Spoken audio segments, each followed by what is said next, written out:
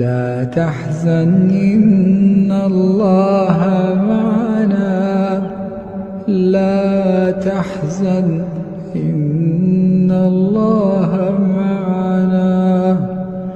فأنزل الله سكينته عليه وأيده بجنود، فأنزل الله سكينته عليه وأيده بجنود لم تروها، وجعل كلمة الذين كفروا السفلى، وكلمة الله هي العليا، والله عزيز حكيم.